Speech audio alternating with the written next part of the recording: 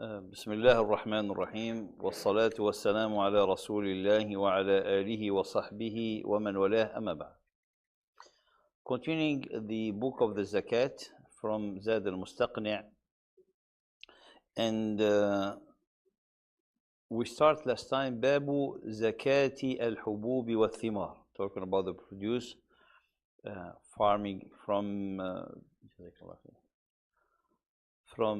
fruits, vegetation, wheat, and all the agriculture products.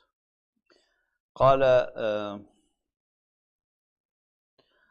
I will just read and then we'll come to the place where we start.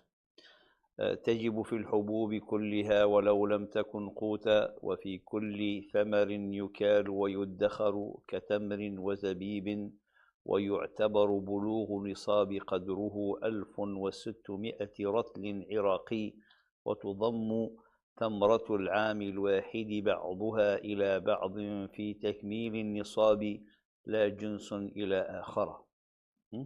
So the zakat is obligatory on the hubub كلها, the hubub, all the type of the grain. ولو لم تكن قوتا, even though it's not that the one that is usually used in the that type of society or nation as a sustenance.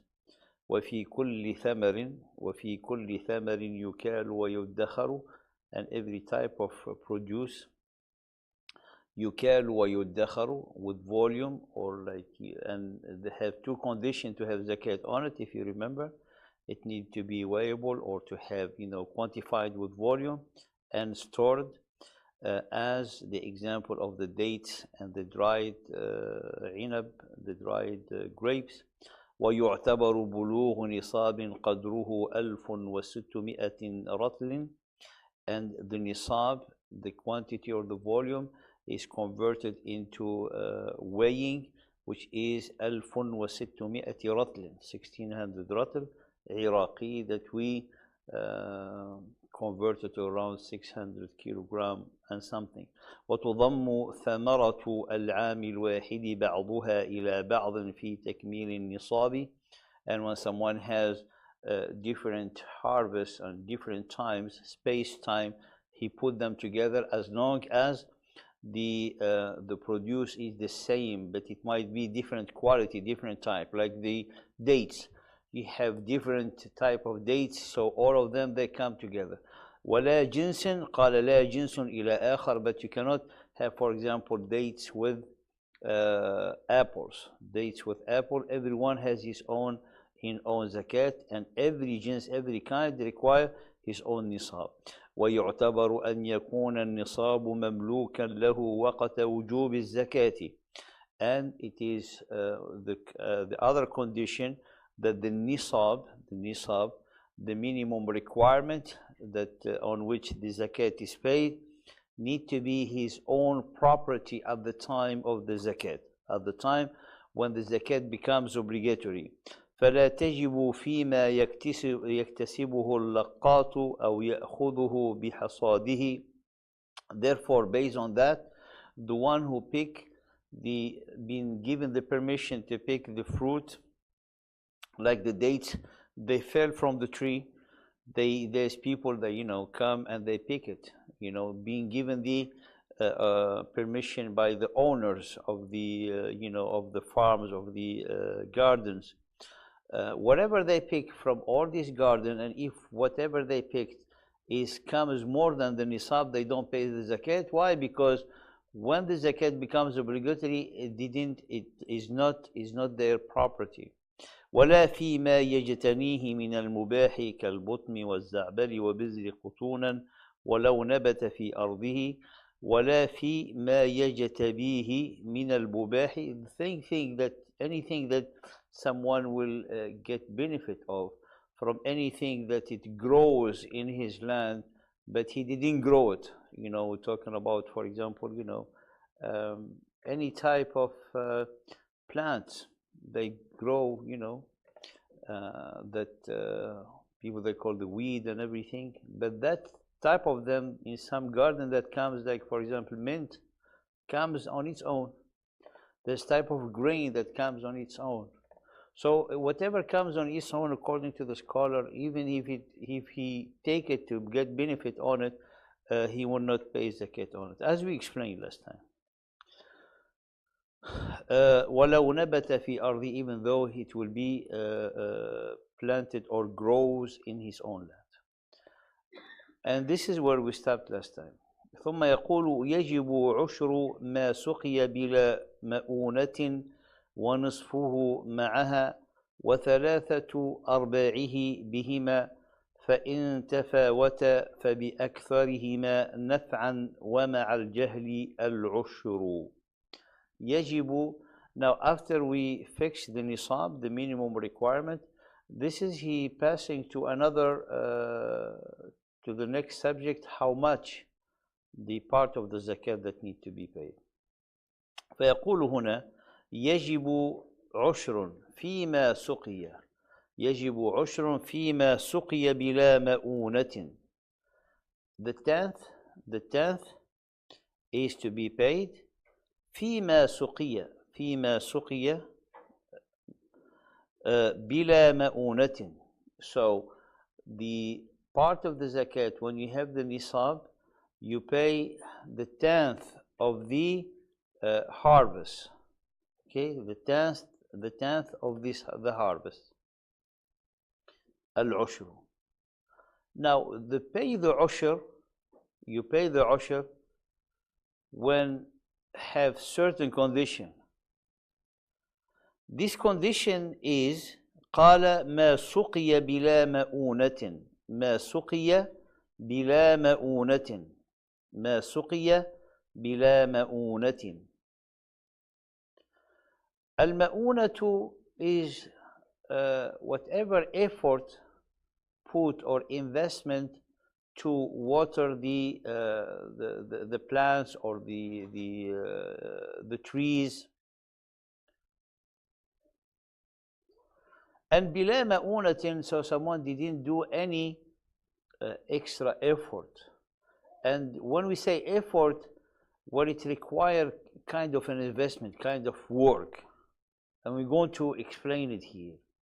فيقول والذي يسقى بلا مؤونة يشمل ثلاثة أشياء. The one that is being watered without مؤونة. Without مؤونة is like, kind of effort, kind of preparation, kind of investment, are three types. قال أولا ما يشرب بعروقه أي لا يحتاج إلى الماء. There's type of plants where they feed themselves from the roots. So the roots suck the water from the beneath the earth. So it depends on the type of the land. So this one بلا مؤونة. The agriculture or the owner, he's not putting an effort to water them. The second one قال ما يكون من الأنهار والعيون. The second one, they've been watered by the rivers and the springs. الثالث ما يكون من الأمطار, and the third, of course, with the rain. Now, when it comes to the spring and it comes to the al-anhar, rivers, people, they dig, kind of a small, a stream to make, like dig in the earth to make a stream so the water can get to their field. So the scholar, they say that is a natural, so that's effort. We cannot consider it as effort to reduce the part of the zakat. Because all he's doing, he's making a path for the water. He's making a path for the water, though this one is not called ma'una. This one is not called ma'una. So when the plants and his vegetation is watered without ma'una, without effort, as we explained, the zakat is the 10th, is 10%, or al-ushru, the 10th. الزكاة is al-ushru.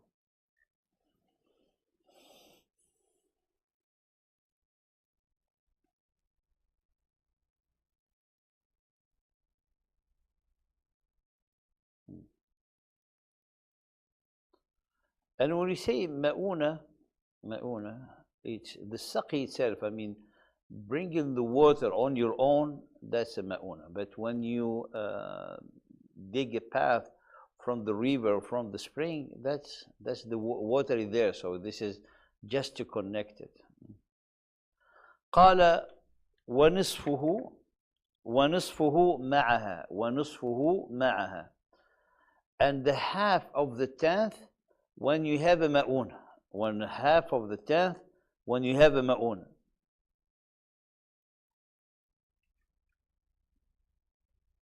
So when you have a ma'una, he's gonna put money, he's gonna put an investment, so he's going to spend more money to have these plants to be watered. And look at the Sharia. If the plants are watered by the effort of the owner, by putting more money, therefore the zakat is half of the tenth. So again, if you read it, look, the author, he said, قال يجب عشر ما سقي بلا مؤونة. The obligation is the tenth, the payment, the tenth, for the plants or for the producers that been watered without ma'una, ونصفه, so يجب نصفه, the obligatory is half of the tenth, مع المؤونة, أي مع المؤونة. So when he invests and he spend more money, like in watering the plants, then he only pay half. قال the Prophet صلى الله عليه وسلم قال وفيما سقت السماء والعيون أو كان عثريا العشر وفيما سقي بالنضح نصف العشر. So this is hadith of the Prophet صلى الله عليه وسلم. Everything that is being anything that been watered by the rain, spring, or athriyan, we said athriyan, this is how the plant take the water from the land. It's like wet land, and they take it like the roots suck the water fed from that way. That's the tenth. And if the owner وفيما سقي بالنضح نصف العشر, so it's like they make stream and bring the water to the plants. The wisdom in here is كثرة الإنفاق في الذي يسقي بمؤونة. So the wisdom here is because the one who he put invest, he's going to have engage more money in his investment, so he have more expenses. More expenses, less zakat.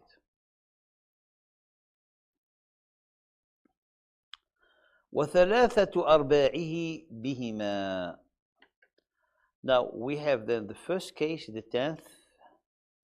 The second case is the half, and the difference between them with ma'una, and the second one without ma'una. The third case is the 3/4 of the tenth. 7.5. 3/4 of the tenth. قال بهما is like they been watered part without ma'una and another part with ma'una. Example, he said, for example, someone has palm trees. Half of the year he's bringing the water to the trees, and the other one, is a season of rain, a season of, there's rivers, there's a stream of water, so there's water, so he will do it without ma'una. So like, for example, in the summer, he invests to bring the water, and in the winter, he does not. Then, in this case, the zakat is 3/4 of the tenth. 3/4 of the tenth. طيب. فإن تفاوتا فبأكثرهما نفعا. فإن تفاوتا فبأكثرهما نفعا. Now, in the case that he used both methods, with and without مؤونة. واضح? With or without مؤونة. But he might choose the like he might choose the مؤونة more than without مؤونة. For example, 9 months he's been investing to bring the water. Just 3 months he did it with the without مؤونة. So he's saying here فبأكثرهما نفعا. قال فإن تفاوت فبأكثرهما نفعا. So if we have 9 months he didn't invest anything. So the trees are benefiting from the water. The majority of the benefit of the water comes without effort, without investment. Therefore, he paid the 10th. If 9 months he's bringing water and investment, and only 3 months he's benefiting of the rain, so he going to, they say the trees are more benefiting from which side? They say 9 months. I mean, he's been investing. Say then he paid it half. That's what he meant. قال فقول فبأكثرهما نفعا. So which of the method or the type of watering the trees are more benefiting?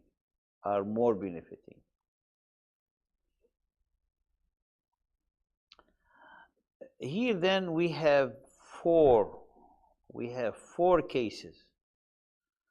The one watered with مؤونة, this is half. The one watered without مؤونة, this is the 10th, half of the 10th. Huh? So the highest is the 10th. If you put money the whole year or for the whole harvest, to get to the harvest, up to the harvest is half of the 10th. If you mix them together, half of year from مؤونة and half of year without, then you pay 3/4. And then if you mix both types of watering, but it's not equally, for the year, then you see which one the plants or the trees they were benefiting more. If from the type of the watering that he invested or the type of the watering that he does not put any effort. So we'll pay half if he invested, we pay the 10th if it's the majority of the watering was without effort. So if I read it again, you will see يجب عشر ما سقي بلا مؤونة ونصفه معها وثلاثة أرباعه بهما فإن تفاوت فبأكثرهما نفعا. So يجب, it is obligatory to pay the 10th in whatever watered without مؤونة, and half of the 10th if it was watered with مؤونة, and 3/4 if they were watered equally by مؤونة and part of the year without مؤونة. فإن تفاوت, so if this type of watering weren't equal, during the year, so we check which type of watering were benefiting the trees or the plants. That's the one who going to help us to calculate the zakat. So if it's with مؤونة, 10th, without مؤونة, half. ومع الجهل, so if someone tell him, to help him to calculate his zakat, you tell him for how long, you've been investing. He said, I'm not sure. Also, were you having, for part of the year, the rain and the thing? He said, yes. So you don't know how much, in the year? I'm not sure. So in this case, tell him then pay the 10th because you don't know. That's what he said. قال ومع الجهل العشر. When he does not know the type of water, or like how long any type of water was serving the plants, therefore in this case مع الجهل he will pay العشر. مع الجهل قال al-ushru. So when he does not know, he will pay the tenth. Now, the next question. The first part of the hubub, we know which type of plants and fruits are, obligatory. Zakat is obligatory on them. And we, alhamdulillah, answered that question in the first paragraph. The second paragraph that we started, how much he has to pay from every harvest. Now, when, which plants, which produce, agriculture produce. Then the second question, how much? And the third question, when? So we know which produces, we know how much with the different cases, when. The when here, it's not about, how long you keep in it, because this is not saving. The when is when the harvest, in the time of the harvest. And how can we define the time of the harvest? When the fruits or the product are ripe. So for the grain, like wheat and barley and rice, for this type of food, قال وإذا اشتد الحب وبدا صلاح الثمر وجبت الزكاة. اشتد الحب, when the grain is ripe and is ready to be used, to be, as food, is when the grain becomes very hard. Huh? Subhanallah, hikmat Rabbil Alameen. The grain or the seed becomes hard, that's when it's time of it to be used. For the fruit, they won't become soft. For example, the fruit like the grapes, saluha, when ready to be eaten, ready to be served, ready to be sold, saluha. قال وإذا اشتد الحب وبدا صلاح الثمر. اشتد الحب, قوي الحب وصار شديدا, when it becomes hard. صلاح الثمر, صلاح الثمر, when the fruits are ripe, ready to be served. For example, when talking about dates, when they become like reddish or yellow for certain of them. When we're talking about the grapes, when they becomes like, they will have that sweetness. So when it's very sour, it's still not ready. And depends, of course, of the quality of the grape. إلى آخره, and it becomes soft. So at that time, the zakat becomes wajibah. At that time, the zakat becomes. So the answer of the question when is when the producers are ready to be served.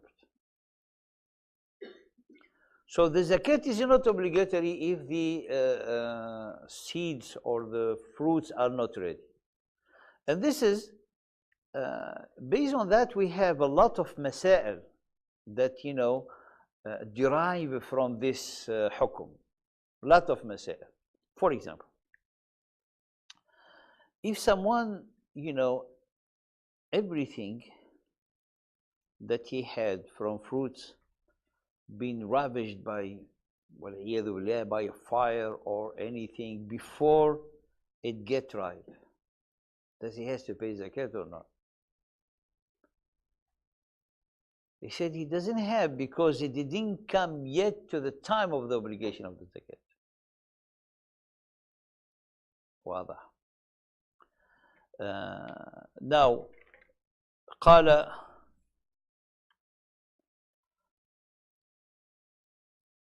قال ولا يستقر الوجوب إلا بجعلها في البيدر.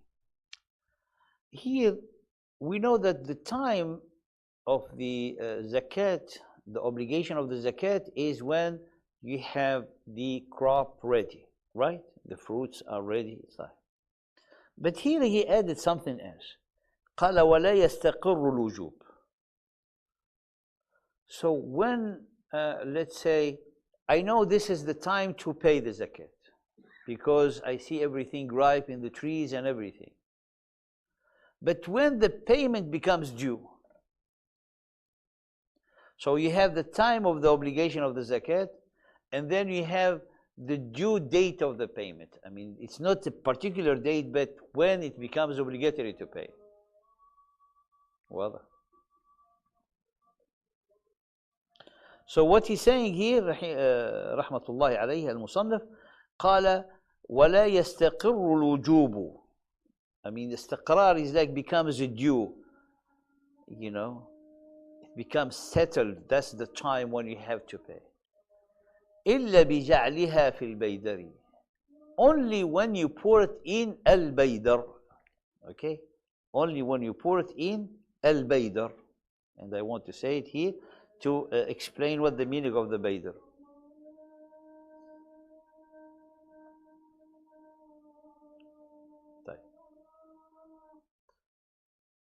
البيدر is kind today that we have a warehouse. We have a storage. Because you have, mashallah, lands, people they have, and trees. So if you collect the fruit of this tree here, and then you collect the fruit of, how do you know how much you have? So they bring them all to one place. So before they have like a big space where they bring and they gather and collect in it the whole crop. So this is, as we say, like you put it, bring it to a warehouse, or bring it like a storage, or put like, you know, in those special build, you know, kind of structure for certain storage of different produces. So when it have it all there, that's the due date of the payment of the zakat. He knows how much, everything there, everything in his property. So that's what the meaning. قال ولا يستقر الوجوب إلا بجعلها في البيدر. طيب. Now here we have kind of, when you look at the issue and you put you know, thinking, if you're going to help someone paying his zakat, you need to understand this condition. So he's a farmer, agricultural person. You have a time between picking all the fruits, for example, or like do your harvest and collect your crop, and then pour it in a storage or pour it in a place that we call al-bayder. So it might take some time. So how we go to the author here, he's gonna go through some, you know, supposition, things that can happen. And we're gonna see the responsibility of the owner. Because the zakat is like a debt. The zakat is like a debt. So we don't give the zakat because, you know, we want to be generous. No, it's a debt. It's an obligation. That's why we call it an obligation.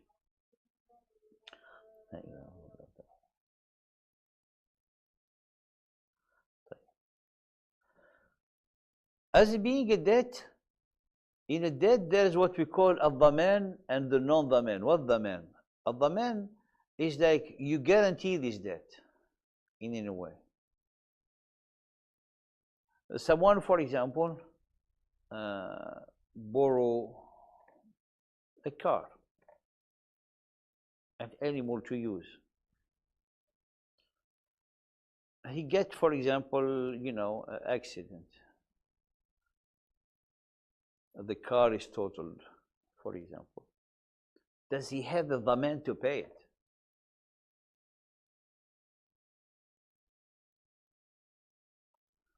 In reality, he does, because the person will give it to him to use it for one day and give it back to him.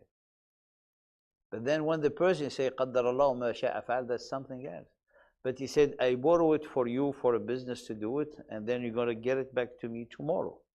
And that's at his responsibility. He took it. That's why today people, they take an insurance. to when they take such a thing, you know. So here, which is not that our case to study, but here, when he has a debt which is the zakat, and he's responsible on it, if something happened to the whole crop, is he responsible still to pay the zakat or not? Because the zakat is obligatory to be paid. So that's what he's going to tell us in the next few lines.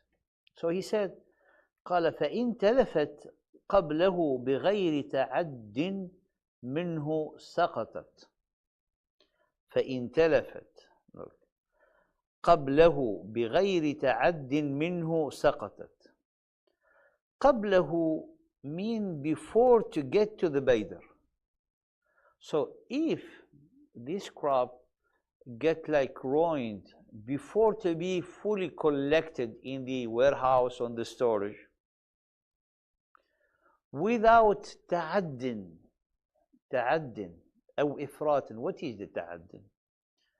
That something done that he should not have do it, or by negligence. For example, negligence, he know that everything is ripe, and he's a person who's like expert.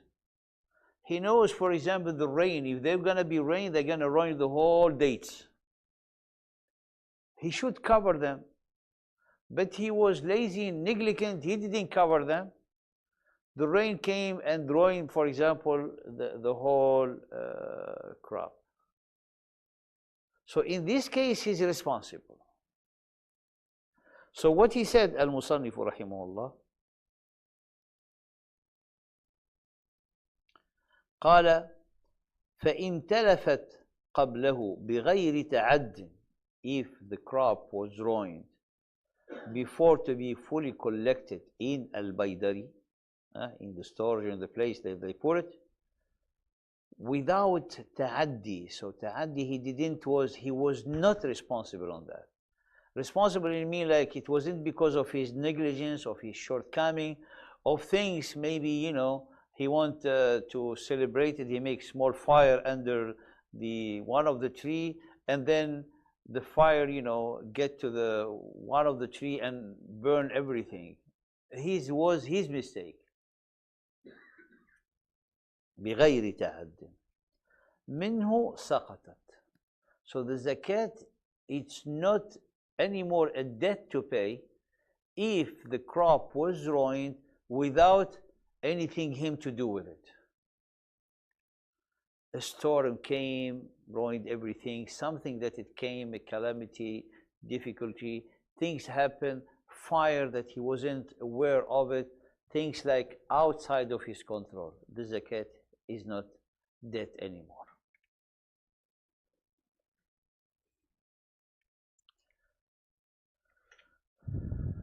If we can gather them in three cases. The first case,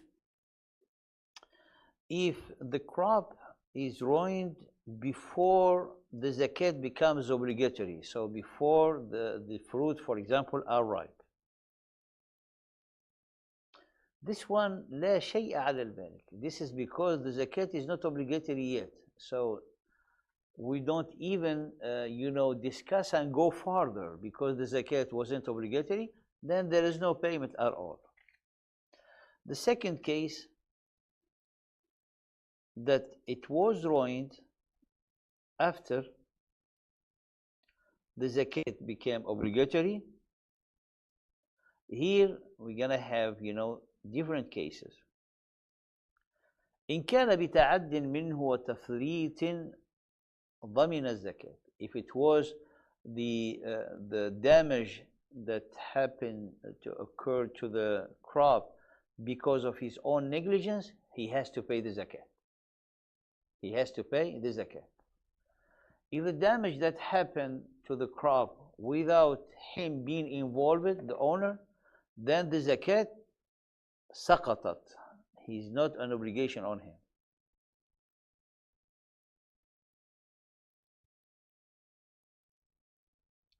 The third case, the zakat was ruined after being fully collected in the storage or in the place where they put to collect the whole crop. In this case, the zakat is obligatory in all the cases. It's drawing by any way, because that when istaqarrat, that he has to pay the zakat, becomes day.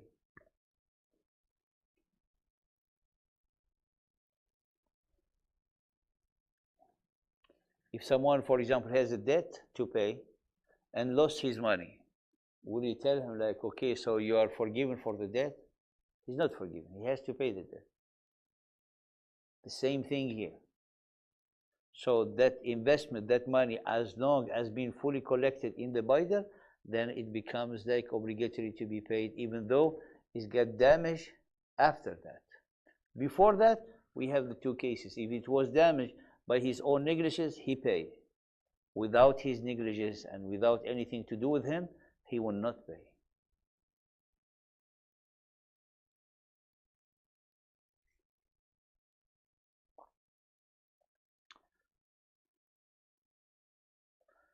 But some of the scholars, they're saying,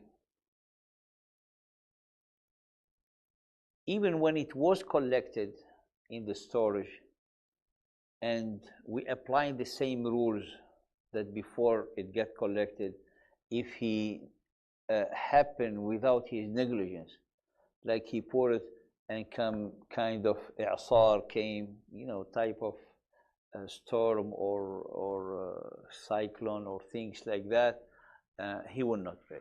And this is really closer to the spirit of samahat, leniency of the Sharia, because it's out of his control. And he had the intention to pay it, but he woke up in the morning and everything is gone. So, and this is, the closest to samahat al-Sharia, as the author here mentioned it. This is an owner who owned the trees, who owned the land. What about someone rent the land? Rent the land. Who gonna pay the zakat?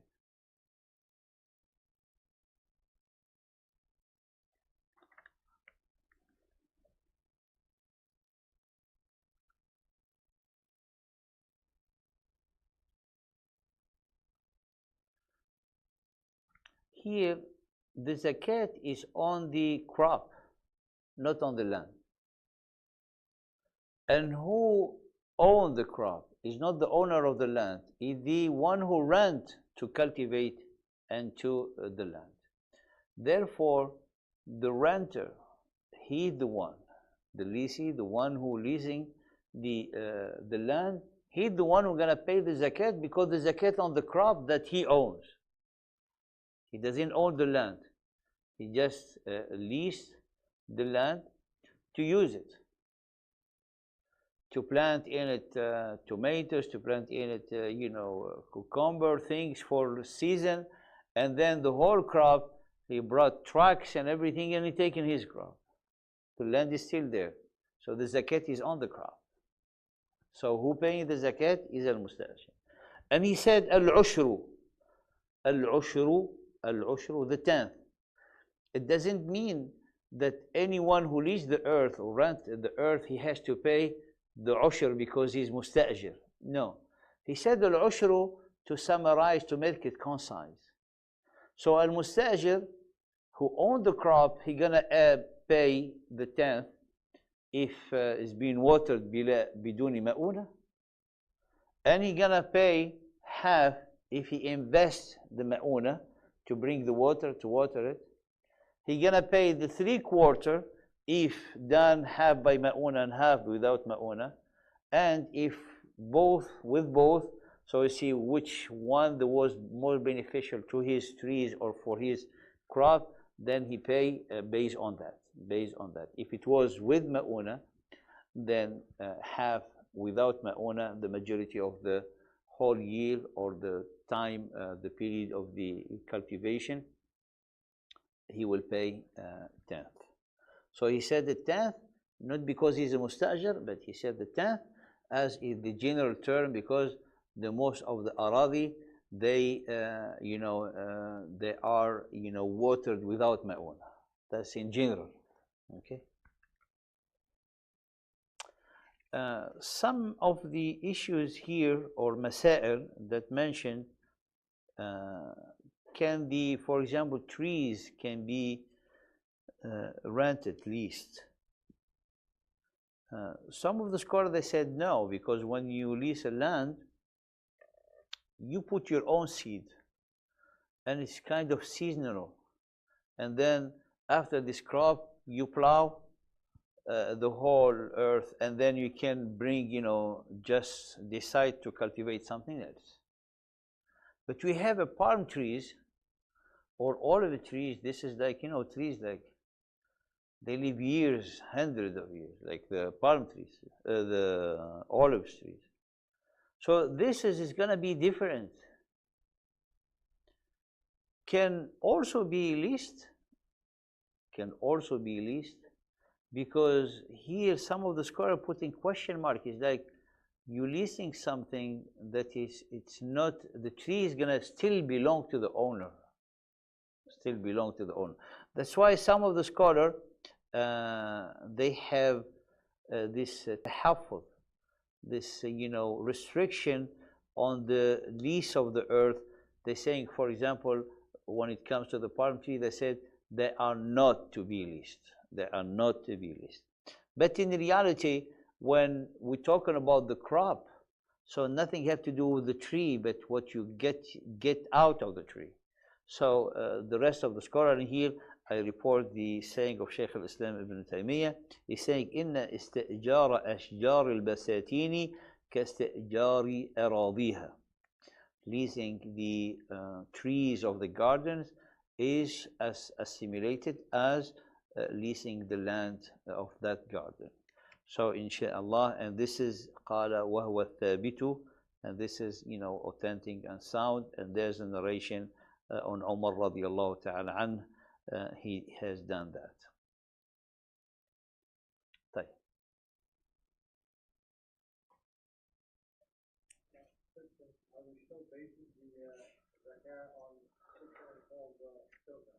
Yes, yes.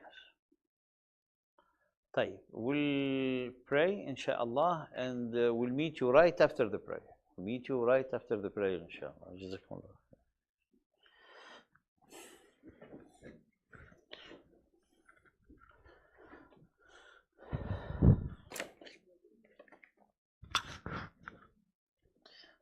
طيب.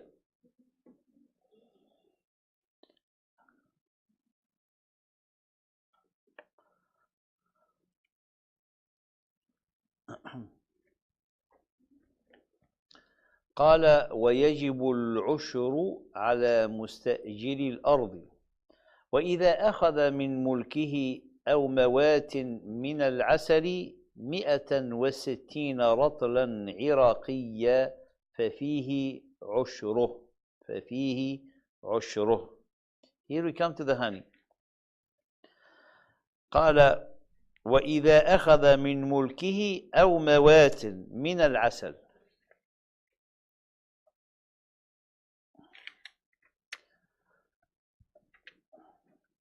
So according to the author, the asal, there's zakat in the asal. But according to the Jumhur, is there zakat on the honey? Because وَالْعَسَلُ لَيْسَ مَا يَخْرُجُ مِنَ الْأَرْضِ, because Allah subhanahu wa ta'ala obligated the zakat on all the products that come out from the earth. The asal does not come out from the earth. اختلف أهل العلم رحمهم الله هل في العسل الزكاة أم لا.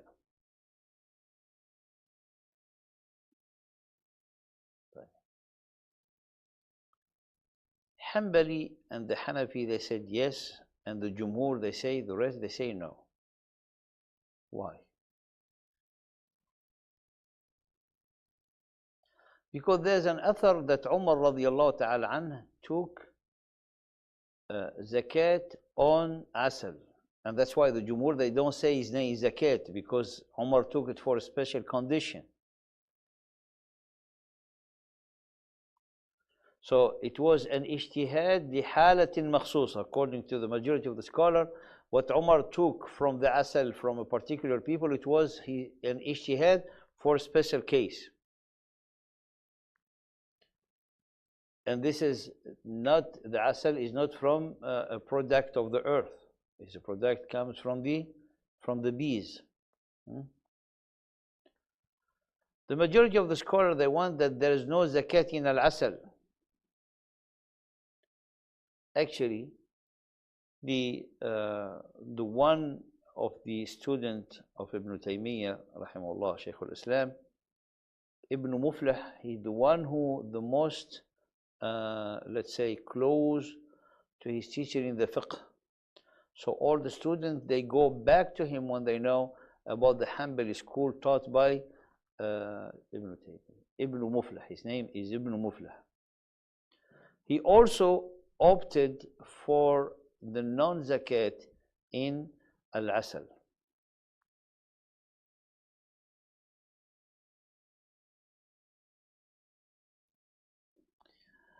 And the more, what they rely on at the Jumhur, that this is not in the Quran nor in the Sunnah.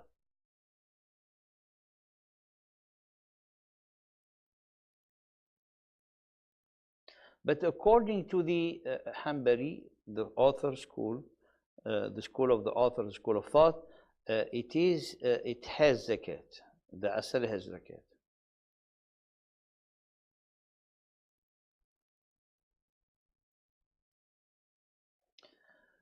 Then if it has zakat, so we ask them, what is the nisab? That's when the nisab, they had very different opinions. So according to the author here, is 160 pound, Iraqi pound, which equal to 62 kilogram. If he has 62 kilogram, he give the tenth of it. So 6 kilo, 0.2. And the tenth because they assimilated to the fruit or the crops that been watered without ma'una.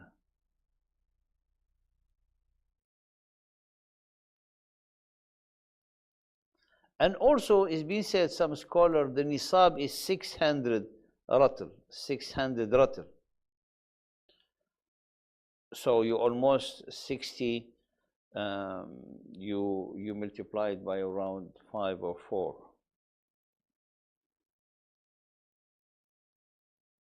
So around more than 300 kilogram. And Ibn Qudama said in Al-Mughni, يحتمل أن يكون نصابه 1000 رطل عراقي. He said it might be the nisab of the asal 1,000 pound, which is going to be like 800 kilo something, according to the conversion that we have. But it doesn't have any sunnah of the Prophet ﷺ in the asal. So even though those among the scholar, they say there's zakat in the asal, there's big difference of opinion on the minimum requirement that we call nisab, the minimum requirement. So the asal, it has difference of opinion. We said even from the school of thought, the Hanbali school of thought, like Shaykh al-Islam Ibn Taymiyyah, and he's by what he's been taught and conveyed as opinion by his student Ibn Muflih, there's no obligation in al-asal. There's no obligation. But if someone has asal and he want to give, for the barakah and taking the author opinion, that will be the tenth of what he has. If he has more than 62 kilogram, 62 kilogram. But what it means, قال من ملكه أو موات. من ملكه, it means like the asal or the hive, the beehive he has is, the beehive is in his own land. and the majority of the food that they get is from his own land. من ملكه, from his own land. أو موات. What is الموات? Is the land that not owned by anyone, like values. And this is actually what the scholar, they said about Umar radiallahu ta'ala anh, in what he took from the from these people, because he preserved for them those lands.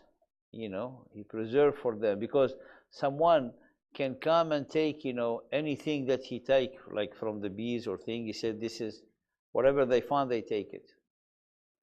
But these people, they say, this is, we've been cultivating this, and we have this, the bees going in these valleys. So by reserving it, and no one else can use it, that's why Umar took from them. So therefore, that's why the Jumhur say it's not zakat. It was a very special case that Umar dealt with. So you say, for example, this valley is like what we have our bees. We want to reserve it for this specific thing. So no one will have the right to have his bees or to take any of those bees or things like that. So they said to be reserved, then they paid, part of the asal to the government or to Beit Mal al-Muslimin. That's why they say there is no obligation of zakat on the honey, at the scholar they say.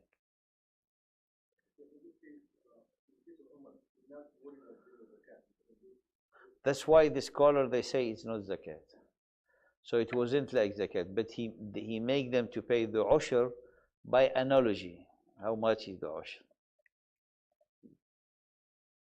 But for those who are saying it has obligatory zakat in it, so 62 kilogram and the tenth. The next one, قال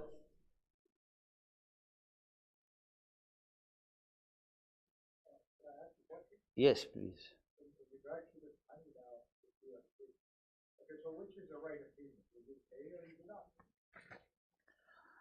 The majority of the scholars say do not pay.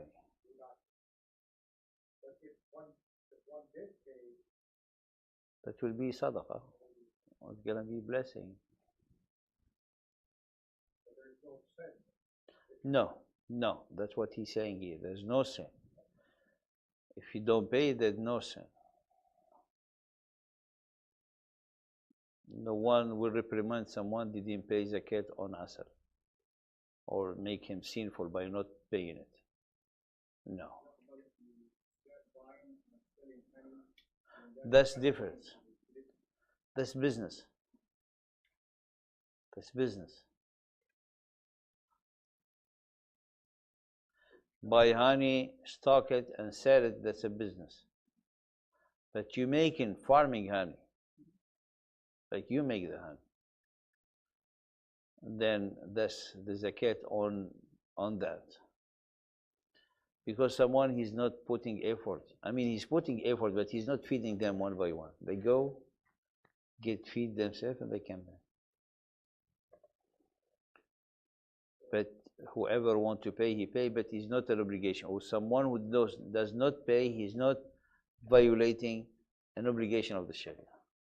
Actually, this is what the fatwa that's been answered by Shaykh Ibn al-Uthaymin rahimahullah ta'ala. قال ومن لم يخرج فإننا لا نستطيع أن نؤثمه. And whoever who does not pay it, we cannot tell him you are sinful, because there is no dalil. How can we make someone sinful when there is no dalil? On the business side of the brothers, what do you think is that? That be like No, we're gonna study it. The business is different. Business is like on the inventory that you have. So you might have honey, bottle of waters, books. All of that is gonna be one type of wealth. That's inventory. طيب. Any other question?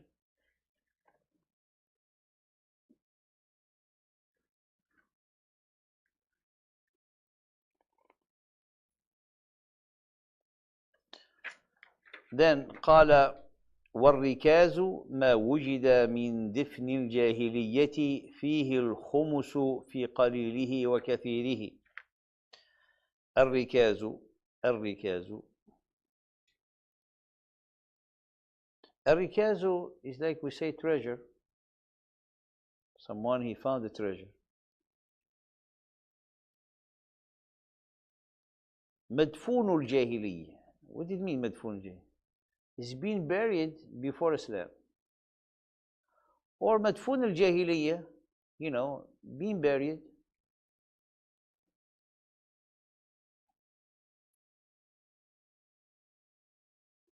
And al-Jahiliyyah, it means like here, let's say, it does not belong to a Muslim. Or someone known. You find it, you don't know to whom it belongs. Especially it has like signs that this is existed even before Islam comes, in the time of the Jahiliyyah. That's what they meant, different Jahiliyyah.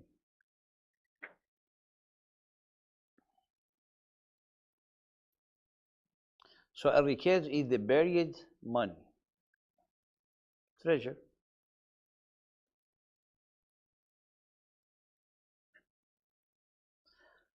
Anything they found, if someone will find such a thing, he will pay the fifth. And there's no nisab in it. There's no nisab. There's no minimum requirement. They find, you know, 100 grams of gold or a ton of gold, they pay the fifth. That's why when we say the fifth, the scholar, they had difference of opinion. Is this zakat or this considered as a fay, which like the spoil of war? Because the spoil of war, you pay fifth.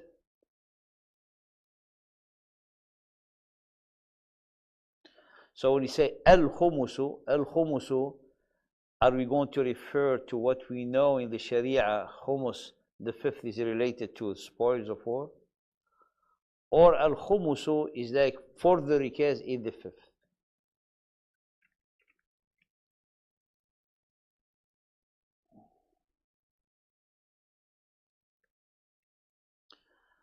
If you say the fifth is the zakat of rikaz, therefore the highest percentage in the zakat is al-rikaz, is the treasure that you find. Because all what we studied is less.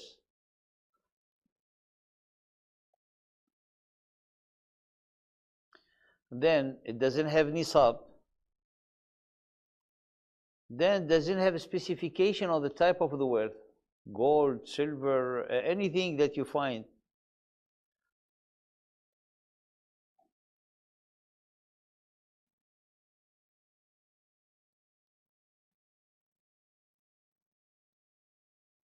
But according to the school of thought of the author, al-khumusu, he said,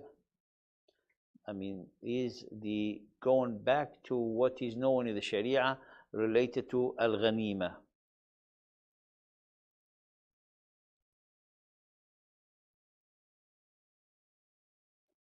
Here there are some cases that we can talk about.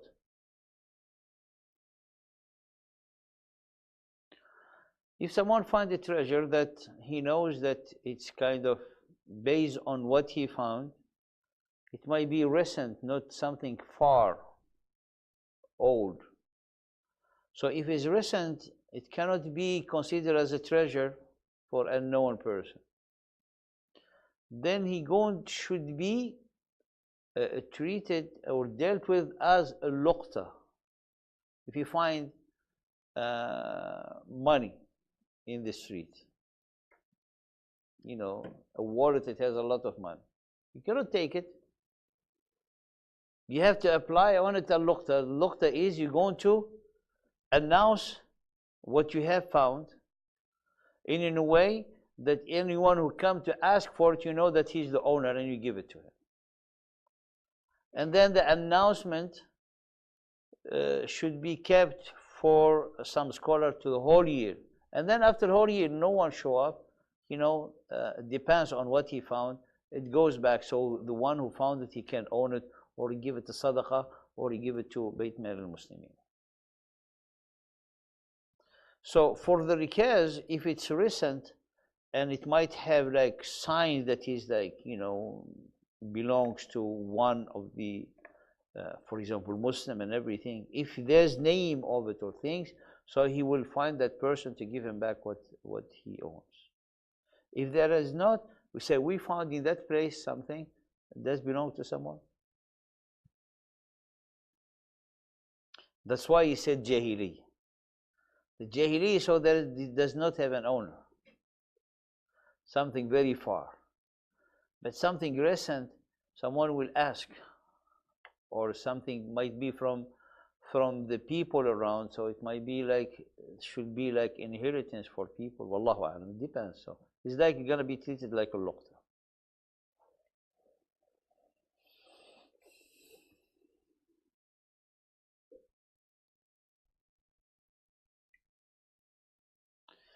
And there's a case here which is really may kind of have kind of question mark the way how to solve it. If someone hires someone to dig in his house, he's a constructor or digging, it's a new land. The one who dig and find the treasure, this treasure belongs to the owner of the land who hired the person to dig, or belongs to the one who was digging?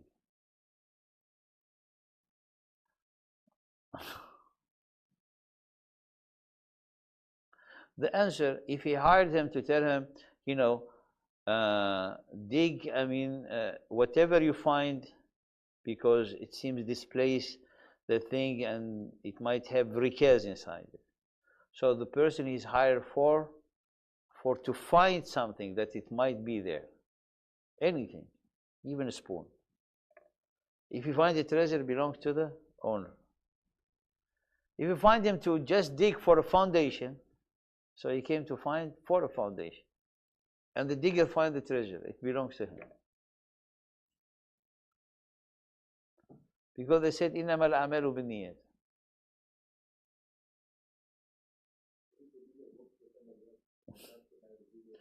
The one who found it.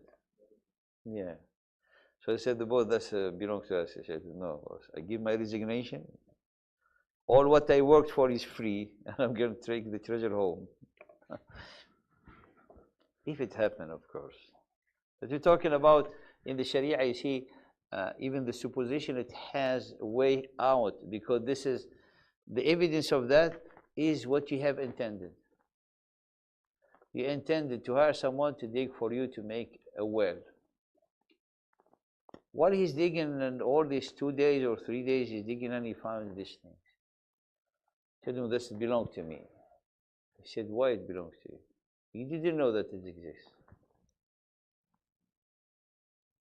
You see, so إِنَّمَا الْأَعْمَالُ بِالنِّيَّةِ. But someone, he say, before he dig, he said, dig a well, but whatever you find, you might find things, because this place here, also be careful, just be watchful. Anything you find, put it on the side. So that's, even the person, before he started, he said, what everything? What if it's treasure? So he's going to know this for the person. Right. Zakat al-Naqdi. Do you have any question concerning this? Zakat al-Naqdi. Al-Naqdain. How about the oil and the gas and those, the question being, as long as is not benefited by a particular person, then there's no zakat, because it's going all to the society. I mean,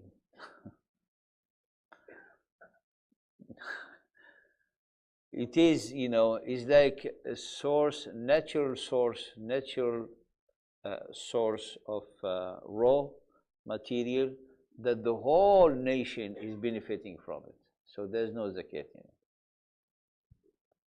So actually the income of oil goes back to the whole society. Therefore there is no zakat in it. The question will be like, if there's, well of oil that someone is taking that money, then he's gonna have, because it's gonna be like kind of what he's paying on the profit that he making.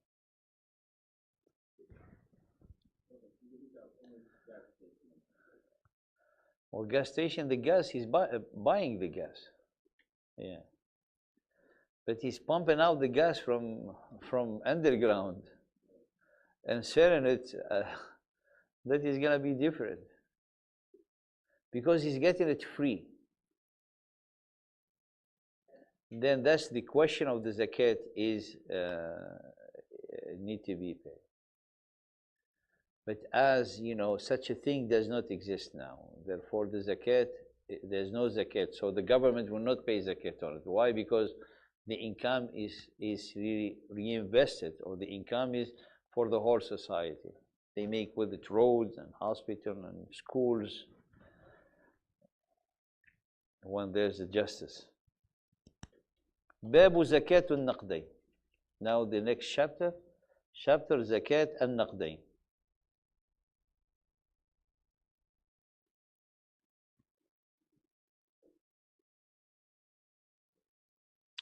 Al-naqdayn is what you give, naqd, and naqd, what you give, in transaction to get, a commodity. And those known as the two naqd. Naqdayn is like two. Naqdun wa naqdun is naqdayn. Wa naqdun wa naqdun naqdani. Wa zakatu al-naqdayni are the gold and the silver. Gold and silver.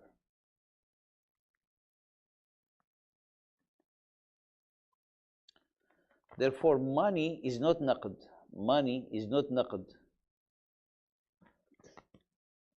according to the fuqaha,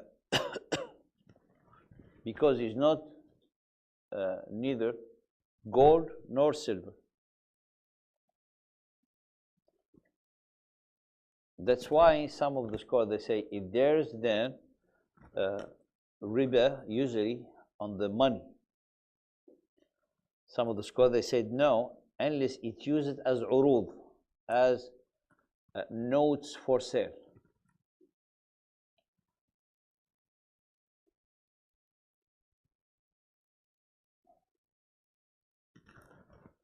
Here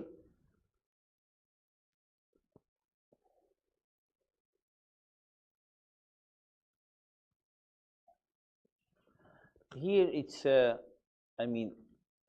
opinion based on the dalil, but it could not be in a way taken in consideration, because it will not serve for the purpose of the intent of the whole economy.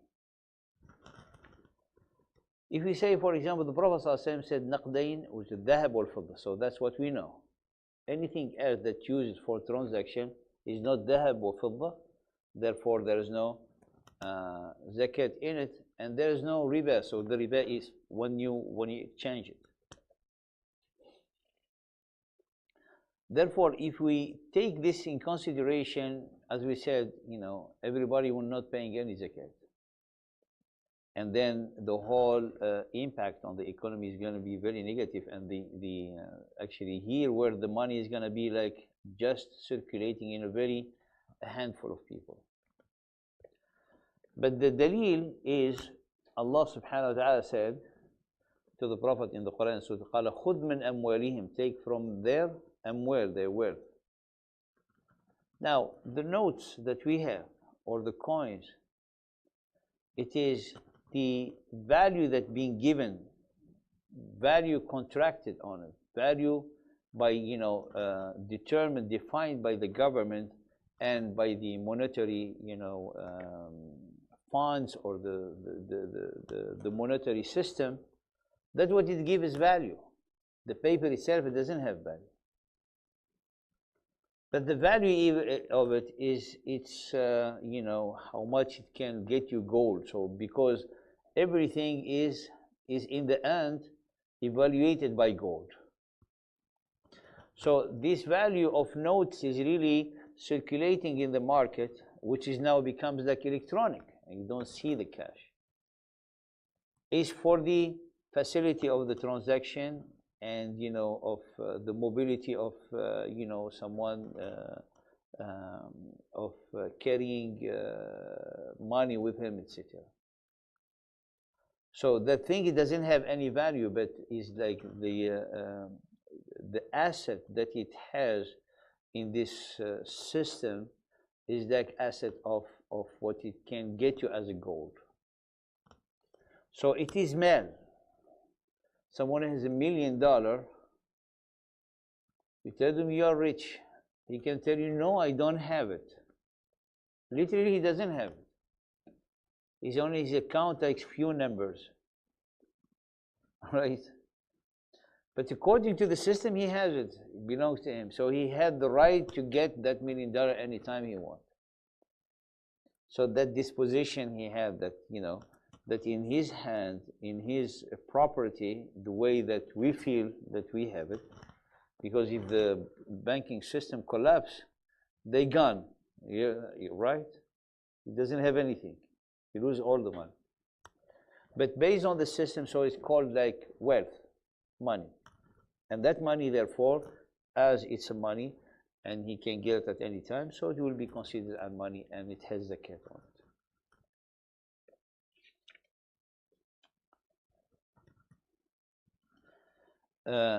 The notes and everything, it does has riba in it. Riba here, you see, there's here, we want to specify things. The notes themselves, notes,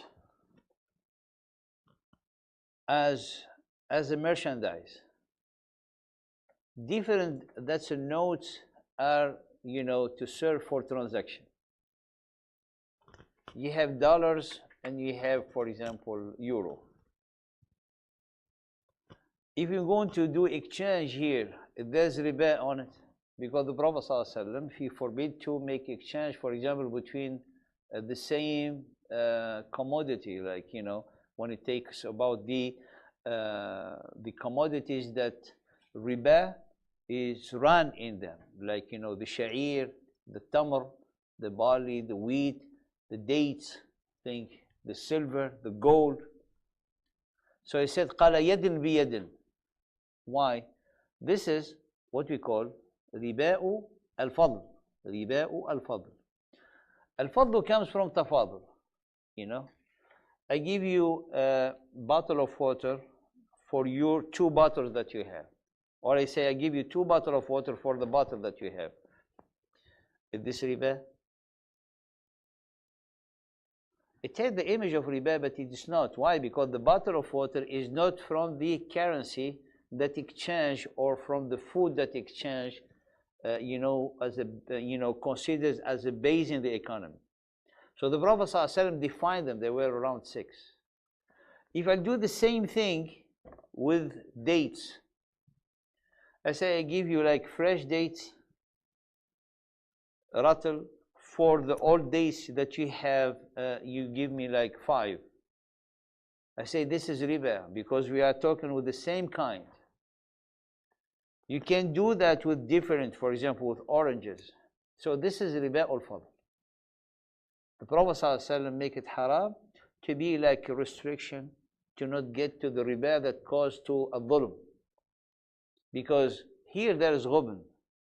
I mean, how did I quantify like my kilogram of dates equal 5 kilograms of yours?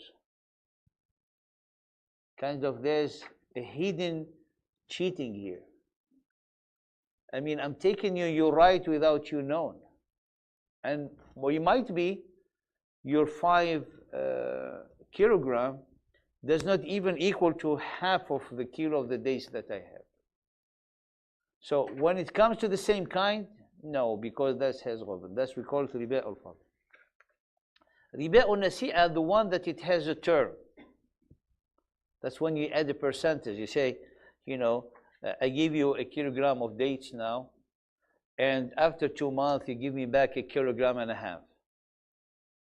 So here we add the percentage, kind of more. And that's the nasi'a from nasa'a or ansa'a, is like to delay. And this is what have like the loans and everything that were applied riba al-nasi'a. So when you have notes, riba al-fadli, it's not haram in them, which is not haram. Like they do not have riba al-fadl. It's not. Why? Because they're considered to be from two kinds. This is dollar, this is euro. It's different. You give me $100, I'll give you back $100. Say, do you have a change?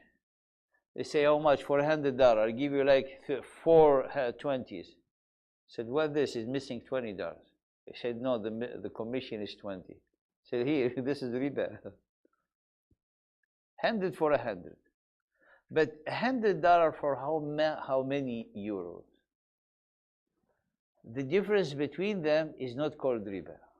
This is Jumhur al-Ulama. I mean, all the scholars, they agree on that. Wow. Now, if this money, you're going to give it, say, I'll give you $100, within a month, give me the euro that you told me about. When we add the term here that we have a question mark, that's why some of the scholars said no term. When a fixed term, because the fixed term is going to have that presumption that there's a rate that added for the, because with the fluctuation of the market, especially in the exchange market, then that fixed term, you might have calculated that that money is going to have more value than what you calculated with the fixed term might be assimilated as riba. So the fixed term in the exchanging of the money, no. So this is the difference of opinion about riba al-nasi'a in the exchanging. But the exchanging, that you do the exchange, there's no objection on it at all, because they're considered, you know, first, not gold or silver at all. It's like you exchanging tables. I say, I like this table. I have 2 tables if you want to exchange. They said, okay, I'll accept that. You have a car. You can exchange car with a car plus money, or like 2 cars for 1 car. You can. 2 clothes for 1. 2 garments for 1. You can. Why? Because they're not the element or the currency used in the basic economy. Voila.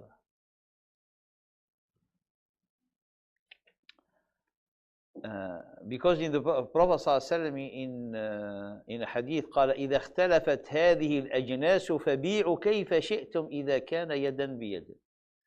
If we're not talking about this and they are different أجناس, different kinds, so sell the way you want. يدا بيد is like, you know, payment on the time. The exchange need to be done on the same spot. طيب. The conclusion of what I said, the zakat is obligatory on all the types of money. Gold, silver, and notes, and currency, all of that.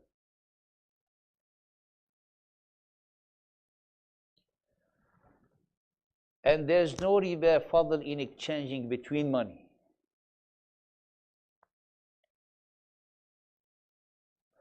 Someone, for example, saving money for a purpose, for study, for marriage, for hajj,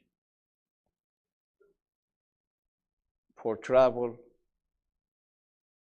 for buying home. If that money was saved for 1 year, he has to pay zakat on it. Said, but I have saved it for hajj. He said, yes, but you didn't go yet to hajj, and 1 year passed on that money, you have to pay zakat on it. any saving for any purpose being saved, it's required to pay zakat on.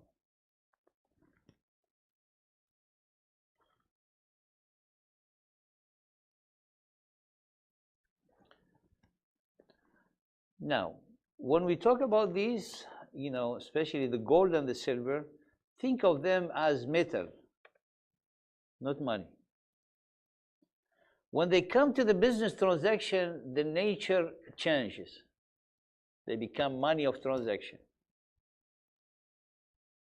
So now it's like you have like camels, you have goats, you have things, you have gold, you have silver.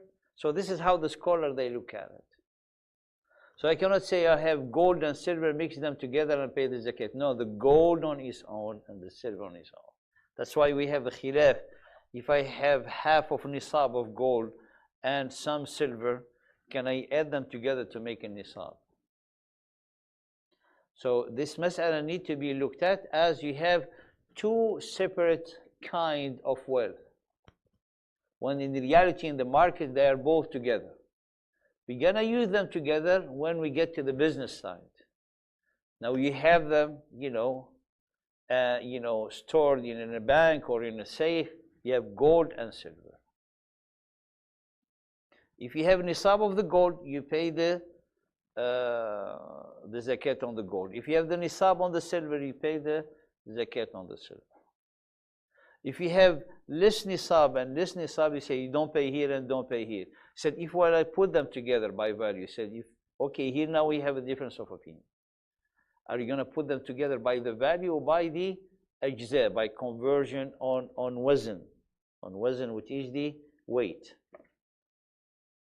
طيب. قال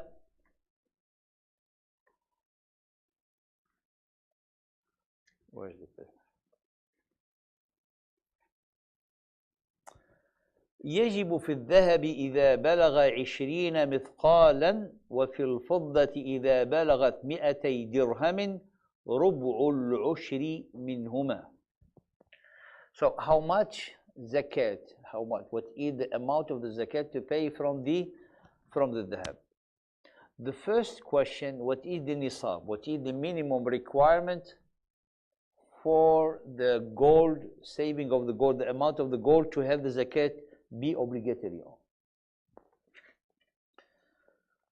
The nisab is 20 mithqal, 20 mithqal for the gold and 200 dirham for the silver.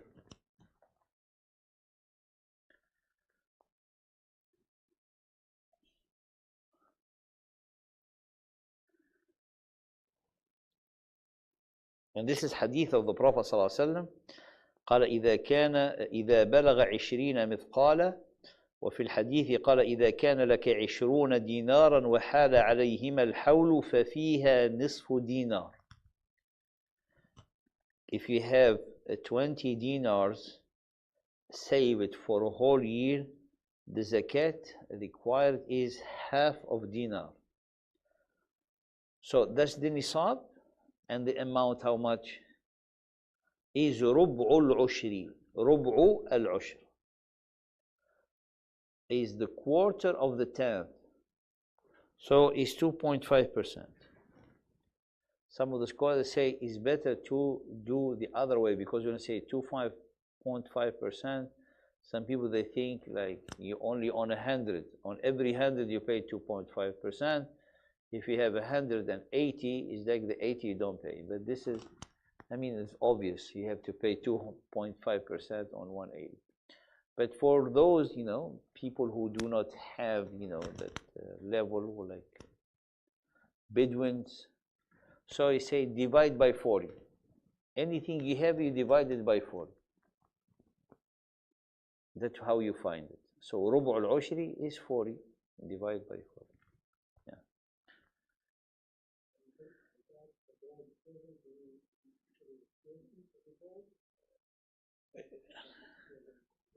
The whatever is mixed with the gold is not considered. Why? Because that we call it yasir. Yasir, which is mean like very little with the gold. because the gold require a metal to be mixed with it so it can hold, to be like rigid, strong, that it requires that actually. So that's قال ذلك يسير. It will be considered from that part of the gold.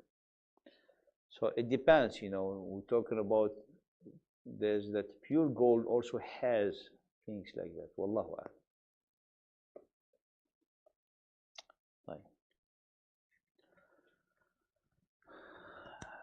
The 1 dinar, the Islamic 1 dinar, its weight is mithqal, 1 mithqal. So when we say 20 mithqal equal 20 dinar. So the dinar in count, mithqal in weight. And the dinar equal 1 mithqal. So when you have 1 mithqal of gold, that is called dinar. You can make it in a coin, you can make it in a ball, then they used to use coin and put the head of the king. So people, they only know dinars by coins, it has like pictures. So the dinar is the weight of mithqal of gold. The mithqal of gold is 4.25 grams. 4.25 of a gram. That's the mithqal. So 1 dinar is equal 4.25 of a gold, of a gram.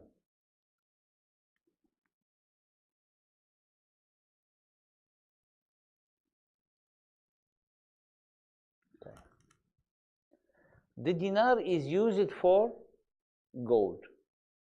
The dirham is used for silver.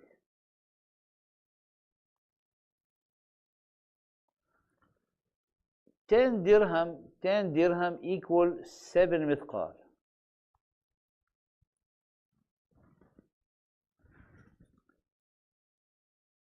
Which is mean 200 dirham equal 140 mithqal. So the nisab of the silver 140 mithqal. Multiply by 425 equal 595 gram of silver. And for the gold, 85 gram.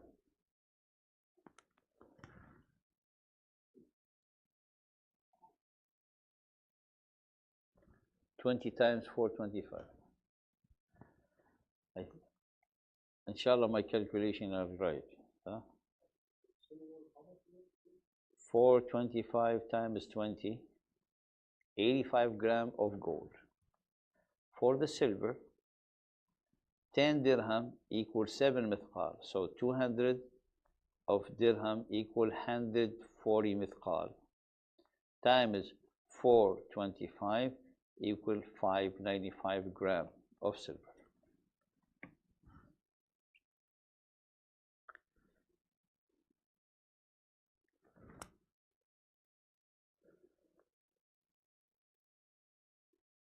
So if you want to know the nisab today, you calculate 85 gram in the market, and that's the nisab.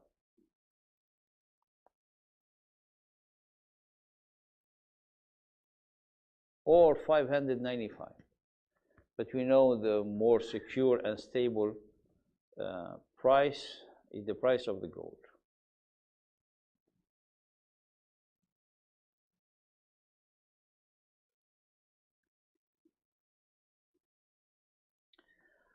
The scholar, they're saying about the metal mixed in the gold, they say this is yasira. This is a very small quantity, considered like the salt in the food. That's how they assimilate, like the salt in the food.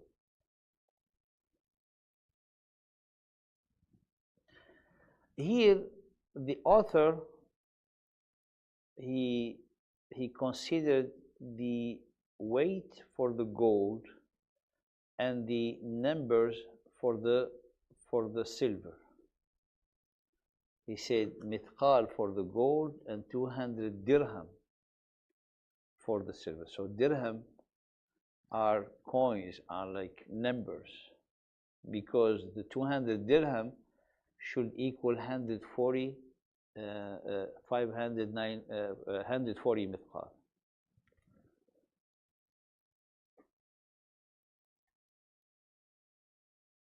حديث النبي صلى الله عليه وسلم قال ليس في ما دون 5 أواق صدقة. الأواق is the plural of أوقية. الأوقية is 40 dirham.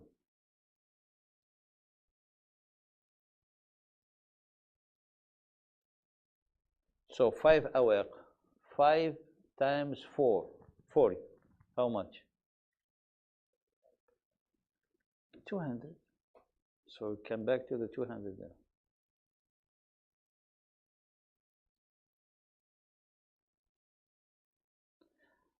في the books that letters that Abu Bakr he wrote in the Sadaqat قال وفي الرقة في الرقة silver إذا بلغت 200 درهم ربع العشر.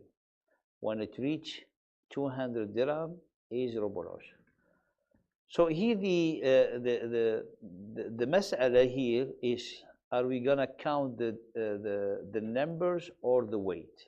The numbers of the coins, dirham, by dirham, the number of the dirham, or the weight of the dirham. So we have, according to the hadith, some scholars, they say, is the number of the dirham who's, who's the one that we need to compute with. Other scholars, they said, no, we convert everything in al-wazn, in the weight.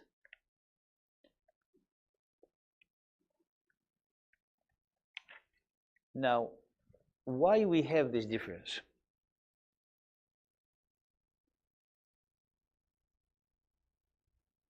This difference is, the result of one thing, which is the dirham at that time has a variety of weight from place to place.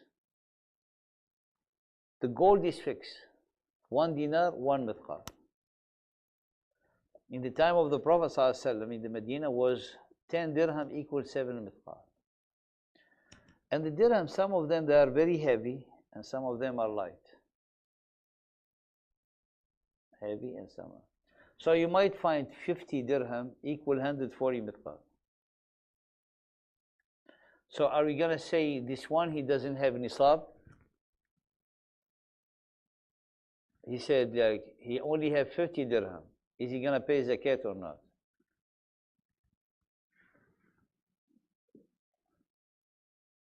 So here the scholar, they telling us a way out. What is this way out? He said, what is the more beneficial for the poor? You have 50 dirham, but they weight more than the nisab. Then pay zakat for it. Why? Because the zakat is going to benefit the faqir. Don't say, I have 50, I didn't reach 200, so I don't pay. And vice versa. If you have 200 dirham and weigh less than 140 mithqal, you pay zakat. Why? Because you want to give to the faqir. So here, we'll take ما هو الأحض للفقير. What is going to be more beneficial to the faqir. If I have less in number, but that less in number weigh the weight of the nisab, then I use the weight. If I have enough in number, but the weight is less than nisab, then I go to the nisab by the number, 200 dirham.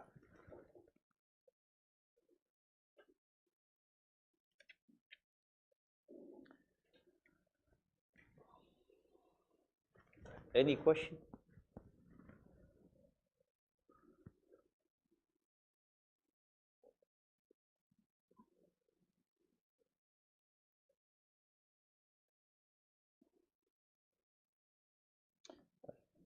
Next مسألة وتضم ويضم الذهب إلى الفضة في تكميل النصاب. According to the author, you join the gold to the silver to complete the nisab. And we have two opinions here. Two opinions is you can add them to each other, and the other opinion you cannot add them. As I was specifying before, there are two types of metal, therefore they are different. You cannot have them. It's like you have, for example, wheat and we have oranges. You don't put them together because they are different kinds. And so you have the weight of the orange, you know, of 612 to pay the zakat. If not, you don't pay. If you have 500 kilo of wheat and 500 kilo of orange, you don't pay the zakat. You don't say 500 plus 500 is like 1,000, so I pay. No. This every kind on its own. The opinion who's saying you cannot add them to each other, they make the same thing. Like also the cattle. You cannot have, like, you know, join the camel to the goat. Everyone is on its own. Every type, it has its own zakat.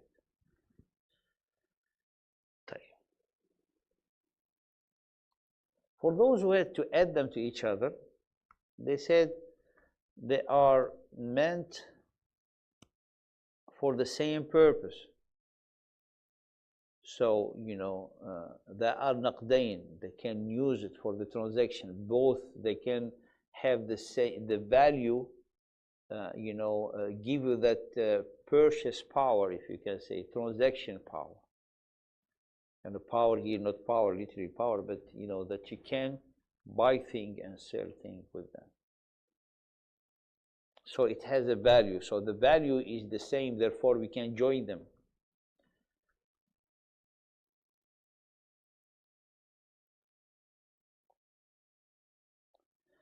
The second opinion was saying you cannot add them. The Prophet ﷺ specified, he said, if you have 20 dinars from the gold, you pay this. And if you have 200 dirham from the silver, you pay this. So the Prophet specified every type on its separately.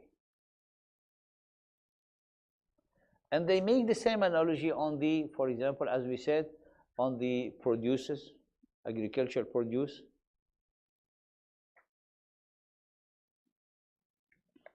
And they said you cannot add different kind to pay to complete the nisab.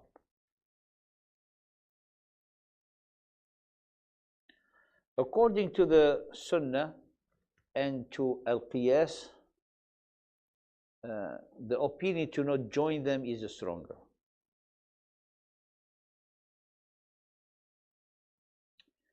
The opinion to join them, the question then, how are we going to join them, based on the value or based on the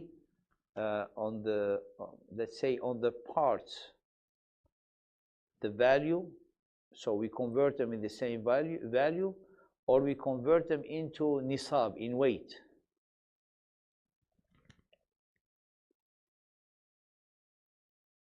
Example, someone have the third of nisab of gold and half of nisab of silver.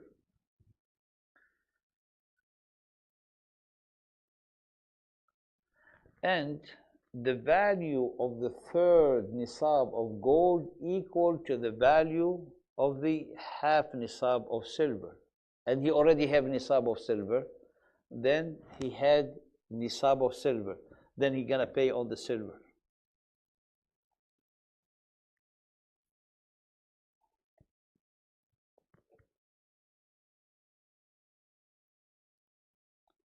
This is when you do it with the value. But when you do it with parts, you say, for example, قال فعلى قول من يقول إنه يضم بالأجزاء لا يضم لأن عنده ثلث نصاب. He has third of a nisab from gold and half of nisab from fidda. When you put them, these parts together, you're going to have a nisab less than a sixth. Therefore, he will not pay zakat.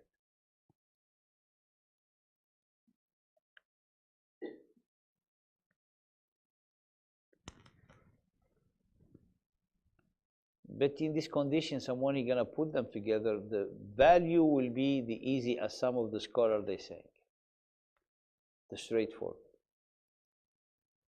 But according to the madhab, they do with the ajza, with parts.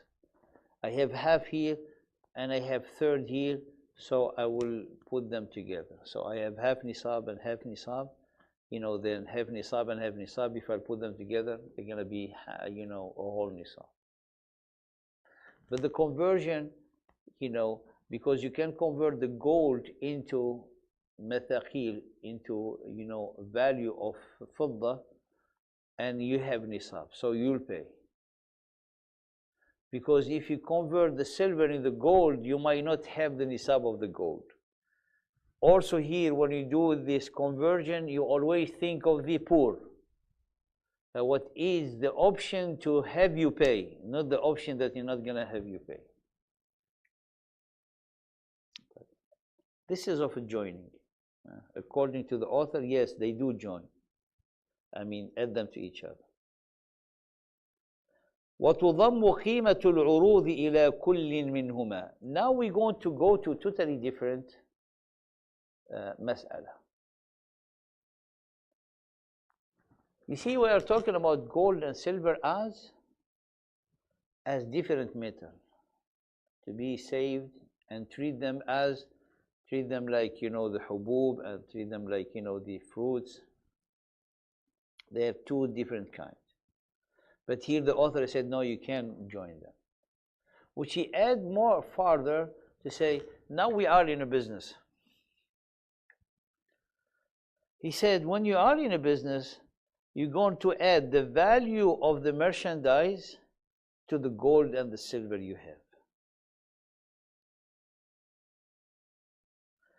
Now, the saving that you have is not in gold and silver. You have a business. In the cash register, not literally cash register, but we have in your saving for the business that you use gold and silver. And you have merchandise. Okay? When you're going to pay here the zakat, you're going to pay on the inventory that you have. How much value of your business. You're going to calculate the inventory, then you open your cash register and you add. I have gold here and silver here. Add to it the whole thing in a value, you pay the zakat on it. Which is totally different than earlier. Because earlier you have gold on its side, silver, not into business.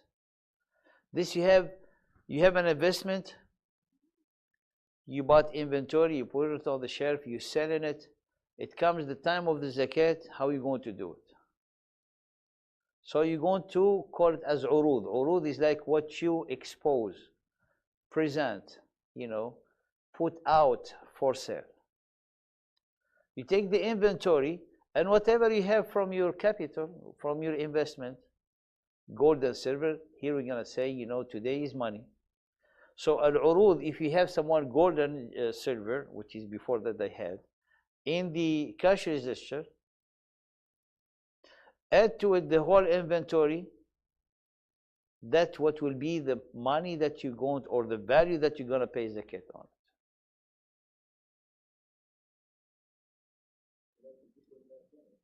2.5. Rubu al-ushr, fourth of the 10.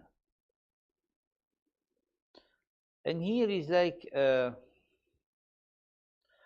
payment in the income statement. That's what will define the zakat with some of kind of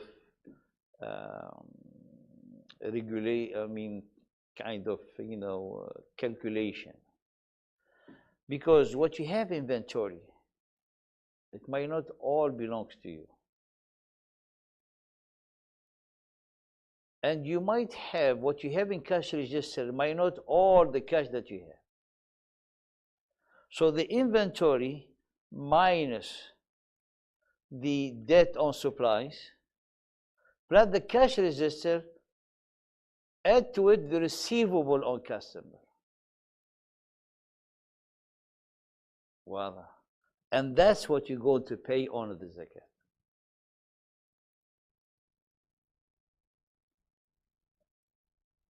Any question?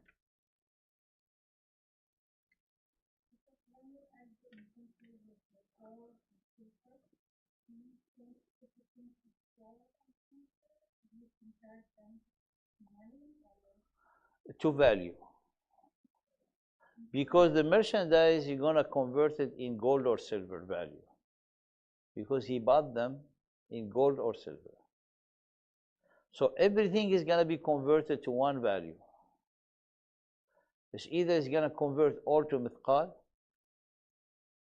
of gold or mithqal of silver, or put them all in dirhams. Dinar or dirhams, depends on how much you're going to pay. We're thinking about the faqir, the poor one. Because, for example, someone has, in the beginning, let's value of the gold of the silver, for example, 20,000. He get the merchandise for 15,000. He sold merchandise and get more merchandise, and then at the end of the year, he gonna check. He gonna find, for example, has 20,000 of merchandise. That's the profit. And then the remaining from his initial investment that he still have to, use them in the business, 5,000. So here he has 25. So the whole value is gonna be evaluated on one unit. It's either dirham or dinar, which dinar is gold and dirham is silver. So the idea here is the value, because we are talking about business, tijara. The other one is like we are talking about saving of metal. They have value. Like the same thing, the saving of dates that you store, someone is storing. That's how it was assimilated in the saving on gold and silver on the side. But when you transfer it into business, then it's going to be like based on the value. And it might be the value on the dominant currency in that he using in buying his inventory. That will be like the more kind of convenient in a way, because that's how he paying his supplier, and he's going to get the money with the on the delayed receivable. So that value or the unit that he's using on those sides, that he's gonna convert the gold and silver in that value. So everything will be in one unit, which is not gonna be the case today, because easy. If you are here, everything is gonna be in dollars.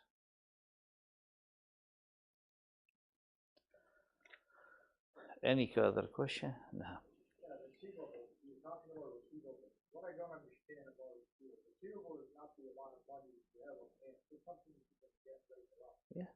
So how can you add the fact that time that you don't have anything? The same thing when you have a debt. You pay zakat on it or not.